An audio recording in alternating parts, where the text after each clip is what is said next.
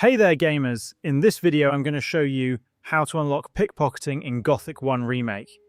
Pickpocketing is one of the ways to obtain extra items, and in some cases you can even steal items that are essential for unlocking certain parts of the game. There are two ways to unlock the pickpocketing skill. The first is in the Old Camp.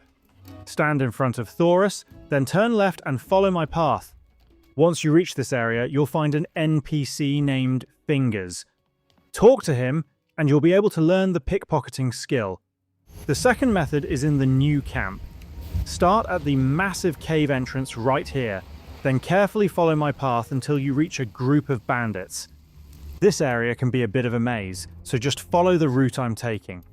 Eventually you'll find an NPC named Wedge, who can also teach you the pickpocketing skill. As far as I know, if you learn pickpocketing from one of them first, the other NPC will allow you to learn a more advanced version of the skill. And that's how to unlock pickpocketing in Gothic 1 Remake. Please do drop a like and subscribe, it really helps the channel grow, and I'll see you in the next tutorial. Thank you so much for watching.